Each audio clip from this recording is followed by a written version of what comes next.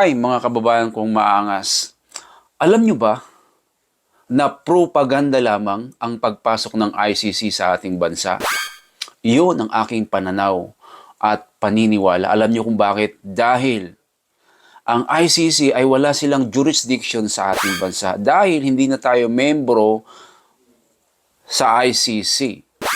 Now, ang tanong, bakit nakapasok ang ICC? Ang aking sagot po diyan ay dahil iyan po ay propaganda lamang. Ang ibig kong sabihin, gusto nilang takutin si PRRD sa Davao. Pero diyan sila nagkamali. Pag ikay taga Luzon, ang isip mo, tatakutin mo ang taga Mindanao.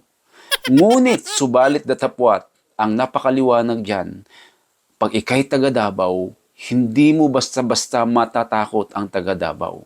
So, hindi po takot. Liwanagin po natin, hindi po takot si PRRD sa ICC. Dahil maliwanag, wala po silang jurisdiction dito sa ating bansa. Iyon yung aking pananaw. Now,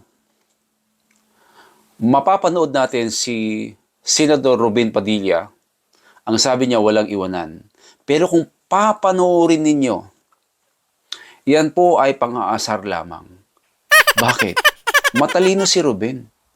Yung sabi niya na walang iwanan, gina-justify lang niya na hindi siya takot sa ICC.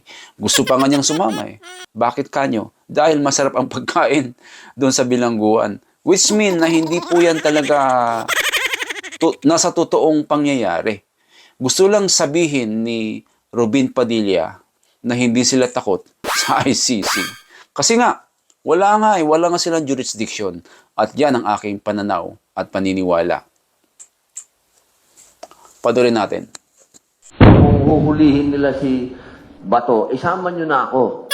Dahil isa ako sa sumuporta kay Pangulong Rodrigo Roa Duterte dyan sa drug war.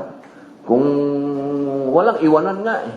Sasamahan ko sila kung saan sila. Total, sanay naman tayo sa kulungan, sa abroad pa. Masarap pagkain dun. Alright mga kababayan, kayo na po ang bahalang magninay-nilay at magbulay-bulay at mag-isip-isip kung ano ang nangyayari sa ating bansa. Magandang buhay! Bye!